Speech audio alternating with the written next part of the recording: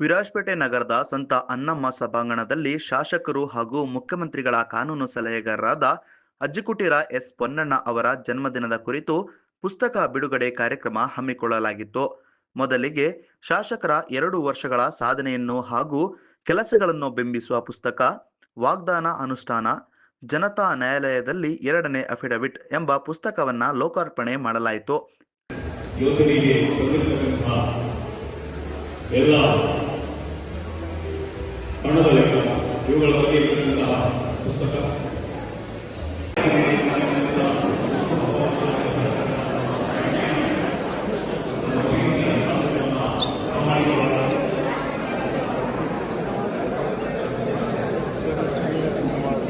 ಹಂಗೆ ಕಾಪು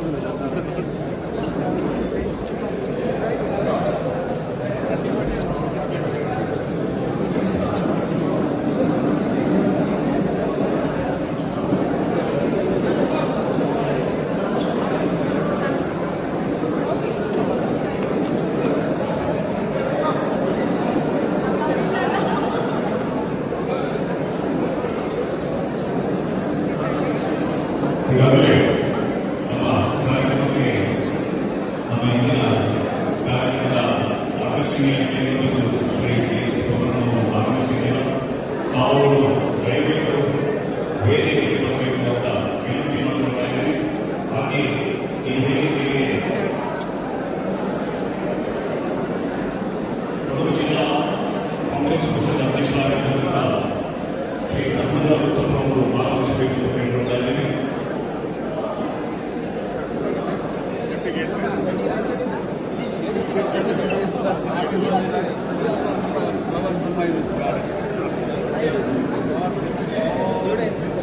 ಬಳಿಕ ಶ್ರೀಮತಿ ಮಾನಸ ತಿಮ್ಮಯ್ಯರವರು ರಚಿಸಿದ ಶಾಸಕರ ಬಗೆಗಿನ ಆಂಗ್ಲ ಪುಸ್ತಕವನ್ನು ಕೂಡ ಬಿಡುಗಡೆ ಮಾಡಲಾಯಿತು. ಶಾಸಕರ ಹುಟ್ಟುಹಬ್ಬದ ಪ್ರಯುಕ್ತ ಪ್ರತಿಭಾನ್ವಿತ ವಿದ್ಯಾರ್ಥಿಗಳಿಗೆ ಲ್ಯಾಪ್ಟಾಪ್ ವಿತರಿಸಲಾಯಿತು. ಬಳಿಕ ಸಭೆಯನ್ನುದ್ದೇಶಿಸಿ ಮಾತನಾಡಿದ ಶಾಸಕರು, ಜಾತ್ಯತೀತ, ಸಾಮರಸ್ಯ ಹಾಗೂ ಸಮೃದ್ಧ ನಾಡನ್ನು ನಿರ್ಮಿಸುವ ಕನಸಿನೊಂದಿಗೆ ನೀವೆಲ್ಲರೂ ನನ್ನನ್ನು ಆಯ್ಕೆ ಮಾಡಿ ಇದೀಗ 2 ವರ್ಷದ ಅವಧಿಯಲ್ಲಿ ಜನರಿಗಾಗಿ ಸಾಕಷ್ಟು ಕೆಲಸಗಳನ್ನು ಮಾಡಿರುವುದಾಗಿ ತಿಳಿಸಿದರು. ನನ್ನ ಜನ್ಮದಿನನು ಇಷ್ಟು ಅದ್ದೂರಿ ಹಾಗೂ ಪ್ರೀತಿಯಿಂದ ನೀವೆಲ್ಲರೂ ಆಯೋಜಿಸಿರುವುದನ್ನು ನನ್ನ ಮನ ತುಂಬಿ ಬಂದಿದೆ ಎಂದು ಹೇಳಿದರು.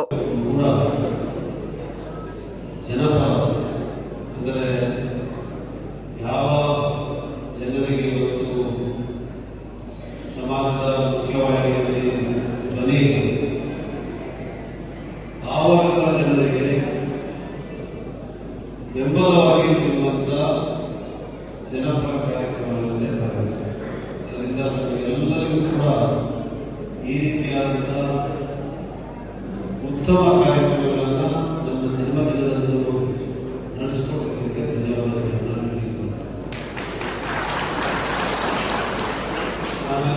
ಸಾಯಂಕಾಲ ನಡೆದಂತಹ ಸಿದ್ಧಪೂರ್ವ ಕಾರ್ಯಕ್ರಮದಲ್ಲಿ ಕೂಡ ಮಾತನಾಡಿಸಿದರು. ಜನ್ಮ ಆಕಸ್ಮಿಕ, ನಾನು ಇಲ್ಲೇ ಜನಿಸಬೇಕು, ಇದೇ ಜನಾಂಗದಲ್ಲಿ ಜನಿಸಬೇಕು, ಈ ಧರ್ಮದಲ್ಲಿ ಜನಿಸಬೇಕು, ಇಂಥವರಿಗೆ ಹುಟ್ಟಬೇಕು ಅಂತ ಕೂಡ ಪೂರ್ವ ನಿಯೋಜನೆ ನಿರ್ಧಾರ ಕೂಡ ಮಾಡಿದ್ದಾರೆ. ಹುಟ್ಟಿದ ಮೇಲೆ ಬದುಕಬೇಕು, ಬದುಕಿನಲ್ಲಿ ಸಾರ್ಥಕತೆ ಅಂತ ತೀರ್ಮಾನ ಸಾರ್ಥಕವಾದಂತಹ ಜೀವನ ಯಾವತ್ತೂ ಸಾಧಿಸಲು ಸಾಧ್ಯ ಆಗುತ್ತೆ. ಈ ದೇಶದ ಇತಿಹಾಸ, ಈ ದೇಶದ ಹಿನ್ನೆಲೆ ನನ್ನ ಸರಿಯಾದ ಅರ್ಥ ಅದನ್ನು ನಂತರ ಸಾರ್ವಜನಿಕ ಬದುಕನ್ನು ನಡೆಸಿದ್ರೆ ಸಾರ್ಥಕವಾದಂತಹ ಜೀವನ ನಡೆಸಲು ನಾನೆಲ್ಲೋ ಕೂಡ ಸಮಾಧಾನಗಳು ಅಸೋದೆ ಖಂಡಿತವಾಗಿದೆ. ದೇಶದ ಇತಿಹಾಸ ಸಣ್ಣ ಸಣ್ಣ ಪ್ರದೇಶ ಬಹಳ ದೊಡ್ಡ ಶೋಷಣೆಗೆ ಒಳಗಾದ ವರ್ಗಗಳು. ಈ ಶೋಷಣೆಯಿಂದ ಅವನ ಹೊರಗಡೆಗೆ